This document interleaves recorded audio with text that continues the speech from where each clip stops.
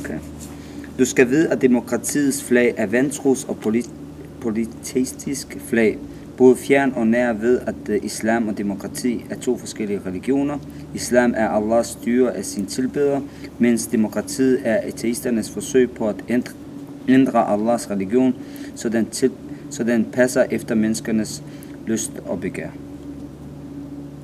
Hvem har skrevet det der? Det er en kendt sheikh imam, som en der hedder Umar Mohammed Abu Umar. Men hvis du sådan skal prøve at sætte nogle andre ord på, hvad er det så hvad han skriver her? Det er fordi vi i islam vi har at al lovgivning tilhører Allah, og der er ikke vi tror ikke på demokratiet er løsning.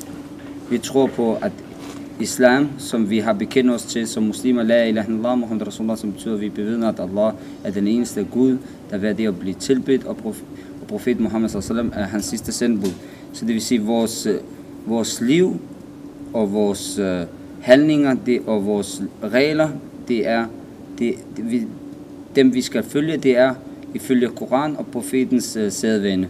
Så på den måde, al lovgivning som sagt tilhører Allah, og vi tror ikke på demokratiet, på demokratiske regler, som er for eksempel i Danmark. Vi har mange regler, for eksempel, at der ikke er nogen lov inden for utroskab, for eksempel, at mange børn, 20-30%, ved ikke, hvem deres far er, fordi der er ikke nogen straf for eksempel, hvis der bliver fundet bevis for at utroskab og så videre. Altså lade børn uden for ægteskabet?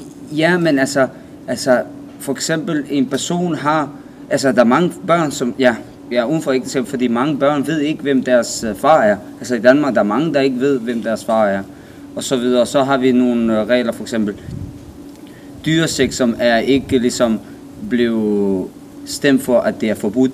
Og så det er det er et lovligt, at have dyresex.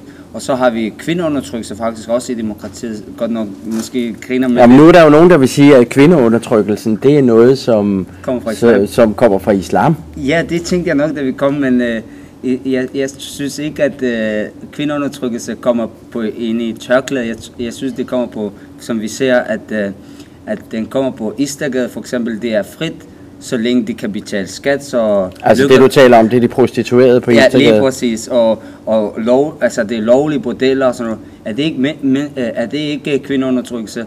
Bordeller, så længe de betaler skat, så er det fint, og de må gerne... Så er der nogen, der siger, at jamen, de må jo gerne ytre sig, men hvorfor kan så en muslimsk kvinde ikke ytre sig ved at bære sit slør? Men nu er der jo forskel på bare at bære et almindeligt slør, og så være helt tildækket, så man kun kan se øjnene. Er det ikke kvindeundertrykkende? Ikke hvis du vælger selv. Som sagt, så vil du kunne sammenligne, at det ikke er kvindeundertrykkelse, at når et bil skal sælges, en chokolade skal sælges, et eller andet skal sælges, så er det en halv når en kvinde, der skal være salgsvarer. Så det er nu er den form for salgsvarer også kommet til arabiske lande, efter demokratiet er begyndt at komme i arabiske lande, så er den også begyndt at... Men er I imod for eksempel den demokratiudvikling, der sker i de arabiske lande lige nu? Jamen spørgsmålet kommer, hvordan vi mener Gaddafi og alle de der regenter, det er ikke muslimer. De er undertrykkere og alt det der. Vi er slet ikke enige med dem. Men vi mener ikke, at løsningen er den demokrati, vi har herhjemme. Vi mener, at løsningen til dem er islam. Men prøv lige at forklare mig en gang. Nu er der jo folketingsvalg om meget kort tid. Hvad er det, I er ude at lave i gaderne? Vi er ude i gaderne for at fortælle folk, at de skal ikke stemme. Fordi de skal frygte Allah. At vi mener, det er fordi hvorfor de ikke skal stemme først og fremmest. Nu har jeg kommet med begreberne, hvad er nogle punkter i demokratiet. Dyresex, kvindeundertrykkelse og alt det her, og som muslim, vi kan ikke gå ind for sådan nogle ting. Og så har vi også for eksempel, hvis i demokratiet, hvis jeg vælger at dræbe et barn, så får jeg mindre dom, end hvis jeg dræber en voksen menneske. Sådan er loven lavet, at du får mindre dom, end når du dræber en voksen. Og det synes jeg er lidt dobbeltmoral. Og så har vi mange sager i Danmark efterhånden ærgerligt, incestsager, som jeg synes, der skal hårdere straffe til. Ligesom at folk går i seng med sine børn, og så får de kun 2, 3, 4 år. Og så ligesom, altså, jeg synes ligesom, der mangler nogle straffe, som vi har inde i sharia. Men hvad siger I til folk herude på Nørrebro i København? At de skal ikke stemme, fordi... Hvorfor de skal ikke stemme? Først og fremmest, som sagt, islam, de går ikke ind for homoseksualitet, og alle politikere, de giver homoseksualitet ret. Og homoseksualitet, engang har det været faktisk en psykisk sygdom, men som er blevet nu lavet om til, at det er almindeligt. Og så kan vi se, hvor meget sygdom det giver. Og for eksempel, som nævnt før, utroskab er lovlig, svingersex er lovlig, og alt det her. Som muslim kan jeg ikke stemme på en parti, fordi når jeg stemmer på et parti, om det er SF, om det er Socialdemokratiet, så tager jeg hele pakken til mig, og det, de har indholdet i, den modsiger det, jeg tror på. Så er jeg ligesom en dobbeltmoralsk. Og så for eksempel, de har stemt for Irak-krigen, og som muslim, vi siger, vi er en krop, og hvis en del af det mangler, så resten, den er også skadelig. Så på den måde, jeg skal stemme, hvis jeg skal stemme, så skulle jeg stemme på SF, og så, eller Socialdemokratiet, Dansk Folkeparti, ja, lige meget, men det er alle sammen gået ind for at gå i Irak-krigen i 2002 og dræbe mine brødre. Det kan man ikke jo, det er jo helt men det betyder vel ikke, at du ikke behøver at stemme til folketingsvalget? Jo, men det er fordi, jeg tager jo hele pakken jo. Altså jeg tager hele, hvad SF står for. De står for nogle ting, som er imod min religion. Men hvad er det, I vil indføre i Danmark? Vi vil først og fremmest informere folk om islam, og de skal forstå islam, og ja, vi mener, at sharia det er løsning også til Danmark. En sharia-lov i Danmark? Ja. Og hvordan i himlens navn havde I forestillet jer, at I skulle kunne indføre det i Danmark? Men vi mener ikke kun i Danmark. Vi mener, at sharia-lov er til hele menneskeheden, og den vil... Altså i hele verden? Hele verden, og den vil, og islam vil dominere hele verden en dag. Og hvordan hvad vi bruger som midler til at informere vores islam, det vil være, at vi fortæller danskere, ikke-muslimer om islam, og som vi ser også nu, de fleste, der konverterer til islam, de er faktisk kvinder, selvom islam er kvinderundertrykt. Altså danske kvinder? Danske kvinder, og det er også dem, der går med burka og niqab, eller hvad man skal nu kalde det. Så det er ligesom vores mål er at fortælle jer om islam, og bagefter vil I forstå, hvad meningen med sharia er. Fordi sharia, det er ikke kun en straflov. Det er også en livssæt regler, som man skal følge. For eksempel toiletbesøg, hvordan du spiser, hvilke hånd du spiser med, og så videre. Der er mange regler. Det er ikke kun en straflov. Ja, det er også en straflov for homoseksualitet, for tyveri og alt det her. Ja, vi går ind for, men så når muslim kommer frem og siger, homoseksualitet er noget modbydeligt, så er det med det samme. Han er ekstremist, han er terrorist, han er alt muligt. Og så når vi har i USA, der er folk som kristne, også i Italien, katolikker, som er imod det her, men det bliver lukket til side. Så vi mener ligesom, der er meget fokus på os muslimer frem for de skal kigge på deres demokrati. Hvad er det, de mangler? De mangler velfærd, de mangler penge. Deres største problem er økonomisk krise, men alligevel de fokuserer på en tørklæde, på muslimernes ligesom. Men hvad redskaber bruger I så til at få overbevist folk om, at de skal lade være med at stemme? Vi bruger munden, altså selvfølgelig beviser fra Koranen og men tror folk på jer på gaden? Ja. Hvor mange har det lykkes jer at omvende? Altså, det er selvfølgelig det, det er ikke os, der er omvendt, men det er ligesom, de læser, altså, jeg ved i hvert fald, nu til valg, der er omkring 100-300, som har i hvert fald skiftet deres tidligere mening, som de har stemt. 100-300 har skiftet mening. Altså det vil sige, det er lykkedes jer at overbevise i hvert fald 300 til ikke at gå op og stemme. Ja, og så er der nogen, som havde tænkt sig at stemme, og der ligger også omkring de der 200-300 stykker, måske, deromkring. Altså, det er et tal, jeg bare... Hvad siger I til folk? Vi siger, at de ikke skal stemme, simpelthen. At demokrati er en menneskeskabt religion, og... Men det er jo antidemokratisk at sige sådan noget, i et land, der er demokratisk. Ja. Kan du forstå, hvis der er folk, der synes, at der ikke kan forstå, hvad I laver i Danmark? Hvorfor flytter I ikke bare ud fra Danmark?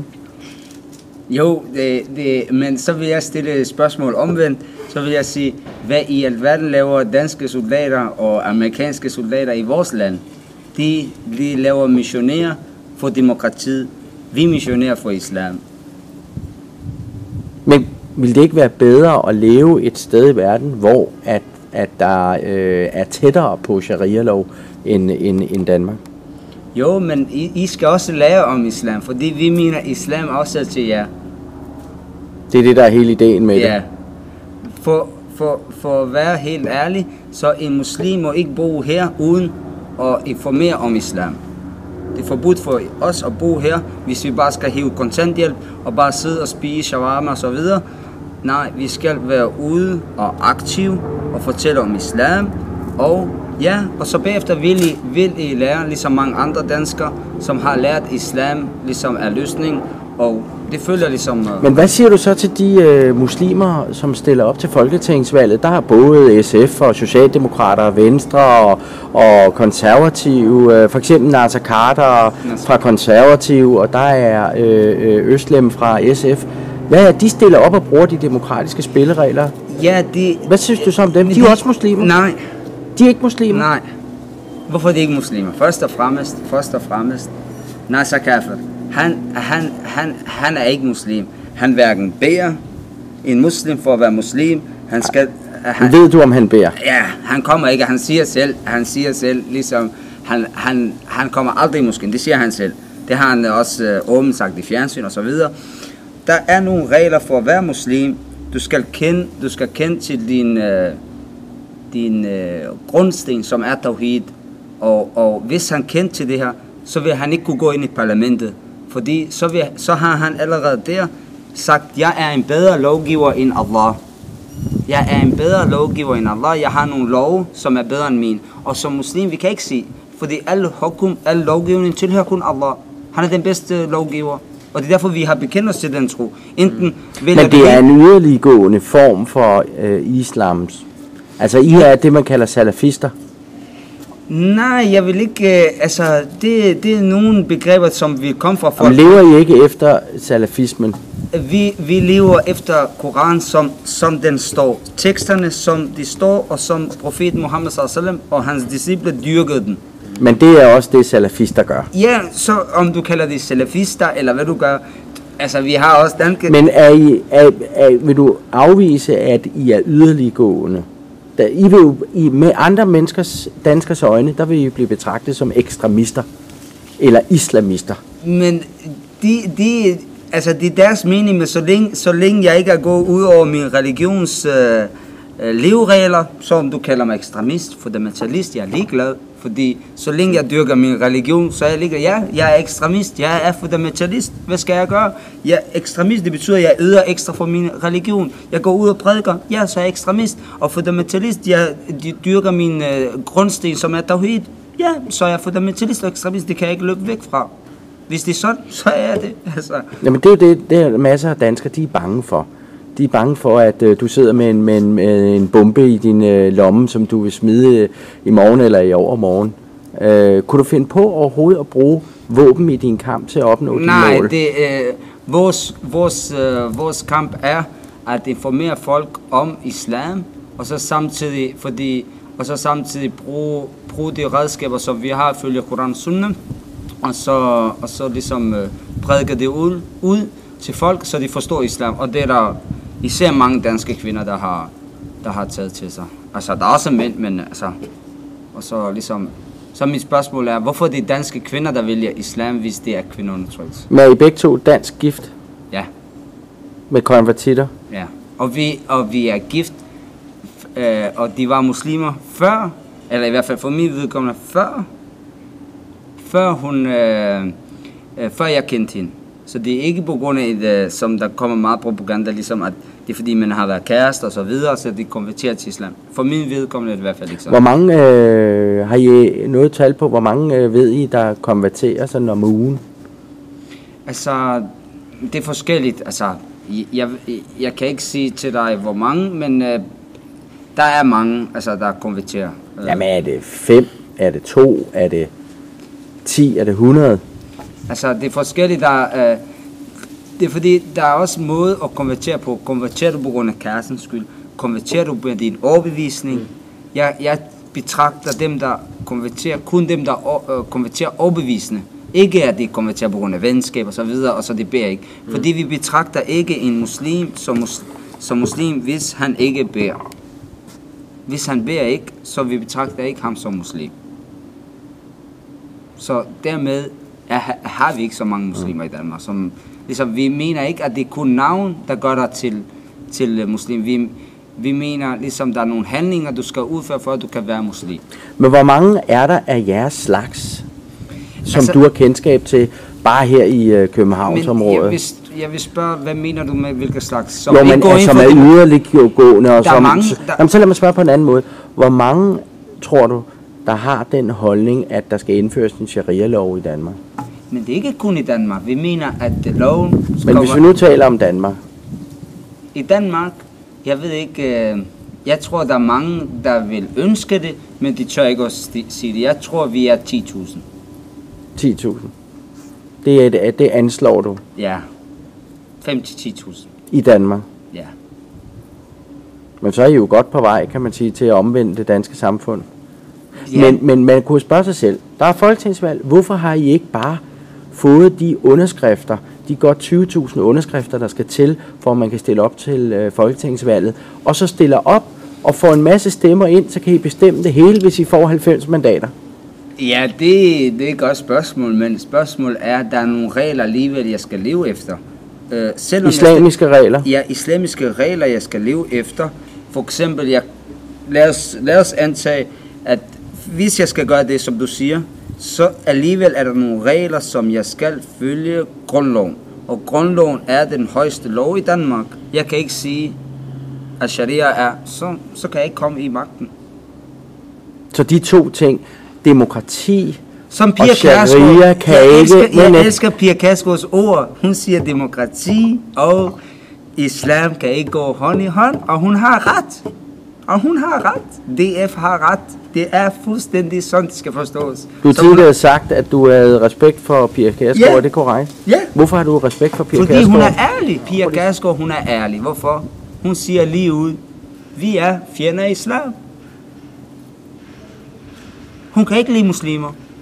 Og de andre, mens de pakker det ind, vi ved, hvor hun står. Det er rigtigt. Hun siger, at demokrati og islam kan ikke gå i hånd og hånd. Det er rigtigt. Hun har ret.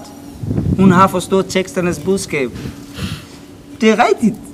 Hun har fuldstændig ret, så jeg har mere respekt for hende end andre. Hun har forstået, hun har ret. Så i virkeligheden er du mere enig med Pia Kjærsgaard, end du er med nogen andre i Folketinget? Ja, fordi hun har ret. Fordi de andre, mens de pakker det, for eksempel vi har SF, der vil gerne sælge billige billetter til muslimer. De siger, at vi skal have, der er kirkeskat, som det er kendt i Danmark, så siger de, at vi skal have muslimskat. Billige billetter, fordi i forvejen har vi det jo. Altså, der er medlemskab i moskéerne, hvor de betaler, de sådan en moské kører. Så ligesom, de pakker det ind, ligesom, og vi er med jer, men inderst inde. Det er bare noget. Men kan du forstå, hvis der er nogen, der bliver provokeret af at høre, at der er nogen, der har en så forskellig holdning til det samfund, som vi har brugt rigtig mange 100 år på at bygge op i Danmark?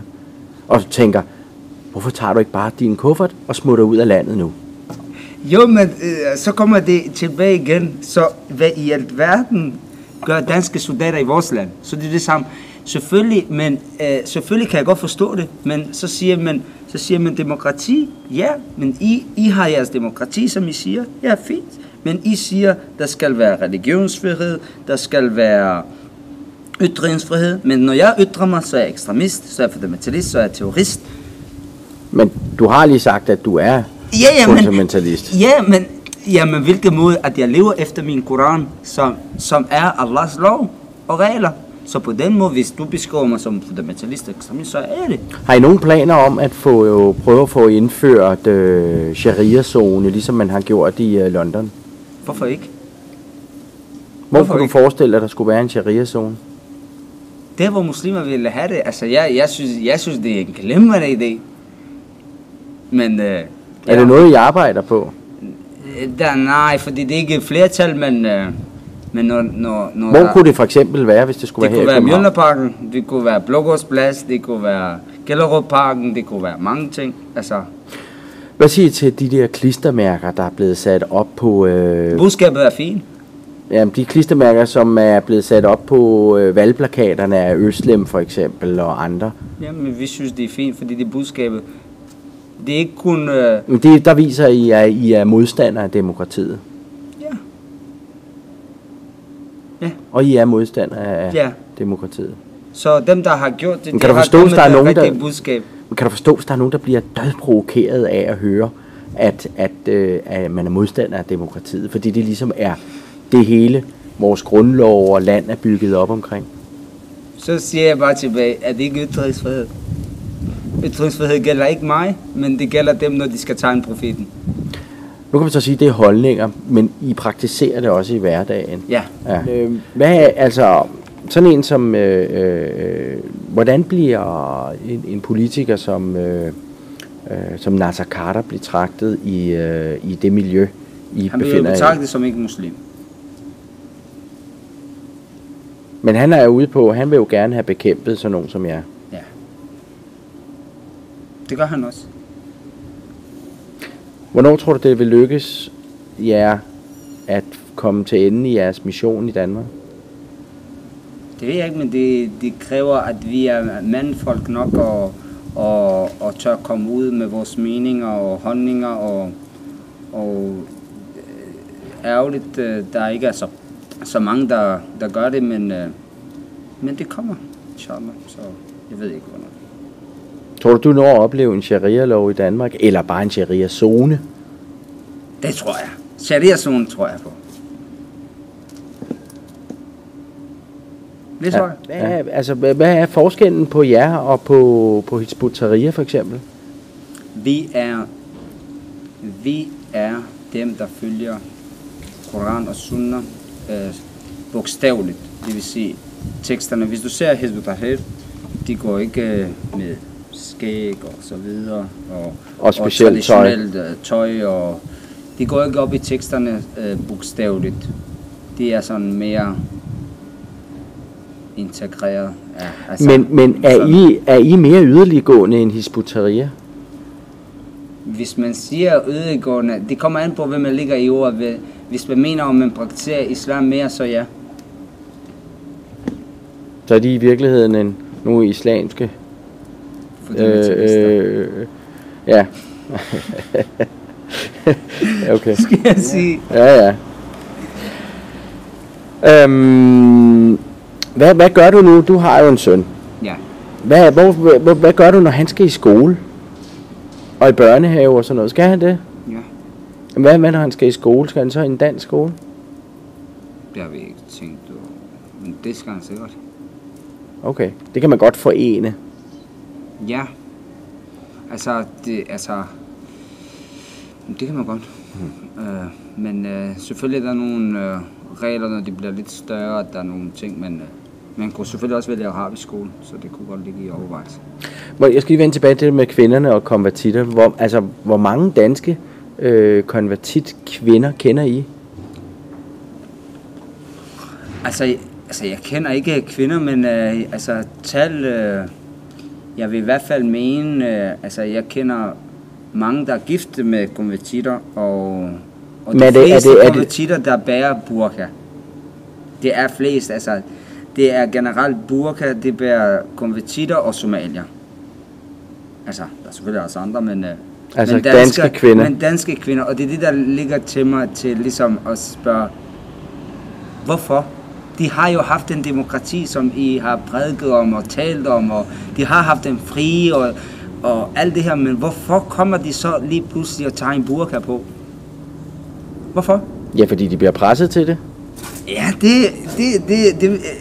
Ja, det vil komme den spørgsmål, ja. Men hvis du spørger for eksempel mange kvinder, som ikke er gift, hvem bliver de presset af? Og bærer burka, og de er danskere. Ja, jeg ved det ikke. Det er, fordi de føler sig, at de har været i en salgsvare. Jeg har faktisk snakket med en kvinde, som blev muslim, og hun sagde, at hun følte sig ligesom trådt på i Danmark. Altså ligesom, hun har forsøgt at lave selvmord, fordi hun føler ligesom, når hun er ude med sin overvægt og alt det her, så følte hun sig ligesom hvad skal jeg sige? Udstødt, og hun har forsøgt selvmord og alt det her. Så har hun valgt at konvertere til islam. Hun synes, det er ligesom, det hjælper hende lidt til at komme til sig selv og komme til ro og bagefter. Og hun bærer burka og altså. Nu er det så, der er nemlig også en anden ting, jeg skal spørge, fordi nu er der jo, altså der er jo nogen danskere, det er der jo ikke nogen tvivl om, når de ser sådan 2 unge gutter, som er med lang skæg og kjortel og hat og sådan noget, ikke? Så bliver de helt nervøse for, om I har en bombe i tasken. Altså, det har jeg også. Kan du forstå, hvis der er nogen, der har det sådan, altså din gode ven her, han har nærmest det samme udseende, som Osama Bin Laden havde. Ja, men altså, det er fordi, det kan jeg forstå, at folk bliver nervøse. Medierne har proklameret islam som deres fjende. For eksempel dengang Sheikh Osama Bin Laden, han levede dengang. Hvad betyder det, du siger der? Sheikh, det betyder ligesom en ældre mand, eller en lært. Man kan bruge det i flere sammenhæng faktisk, men en lært, som har ligesom kommer ud. Han er gammel mand, han kan ikke engang gå. Han kommer ud, han siger, jeg angriber jer, vi hele i Danmark ryster, og altså en gammel mand. Altså, ligesom, det har været meget propaganda fra mediernes side. Det kommer aldrig nogen gode ting, hvis en muslim, han vælger at hjælpe der er en dame, der er ved at blive kørt over, så hjælper han hende. Den historie kommer aldrig, hvis en med lang skæg, han tager en dame og hjælper hende. Altså, men vi er ikke noget, vi behøver ikke at være bange, siger du? I behøver ikke være bange, men men der vil være dem, der var bange for, at I vil indføre sharia. Men det vil være til os.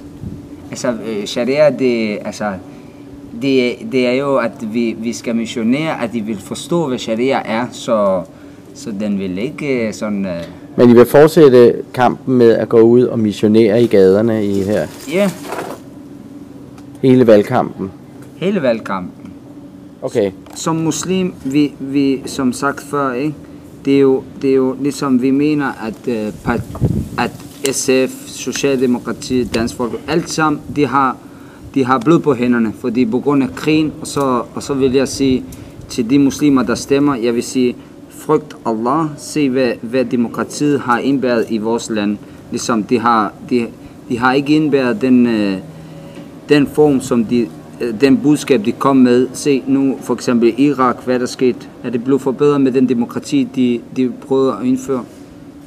Nej, så ligesom, jeg mener, at mange partier, som de har stemt for Irak-krigen, og så som muslimer, vi skal give stemme til dem. Jeg synes, det er meget dobbeltmoralsk, at vi kommer og giver stemme til dem, der er med til at bekæmpe vores brødre i Irak og Afghanistan. Men Enhedslisten for eksempel, de har aldrig været gået ind for den krig. Ja, men så har de nogle andre ting. For eksempel tilladelse af homoseksualitet. Ja. Så på den måde ligesom... Så der er kun ét parti, og det er Guds parti? Ja, det er præcis. Ja, så ligesom, vi har stemt fra starten af som muslimer, vi har stemt på, Allah er vores eneste lovgiver, vores eneste hjælper, der kan hjælpe os og gavne os med regler, fordi uanset hvilke regler du kommer med, jeg kommer, som er lyst og begær, det vil altid kunne blive ændret, og de er ikke beskyttet fra ligesom som Guds regler er. De er ikke beskyttet fra djævlen, fordi de her regler, for eksempel, vi har tilladt i Danmark ludomani. Altså, se hvor meget de har skadet. Og så som jeg siger, endnu en gang, det kan godt være, vi har tilladt prostitution på Istergade. Se hvad der sker for kvinder. Handlede kvinder kommer der. Men så længe det betaler skat, så er det fint. Altså, hvor langt er vi kørt, at så længe statskassen kommer og får penge ud af de der kvinder, er det ikke kvindeundertrykkelse? Det er mit spørgsmål. Er det ikke kvindeundertrykkelse? Det får man ikke svar, altså. Men det synes du er kvindeundertrykkende? Ja. Men du synes ikke, det er kvindeundertrykkende, den måde, som kvinder bliver behandlet i islam? Nej, fordi hvis du kigger i islam, hvis min kone, hun går i skole faktisk. Hun går i skole. Og for eksempel, min kone, det penge hun får, hun har ret til at bruge dem. Hvorfor bliver det her aldrig nævnt?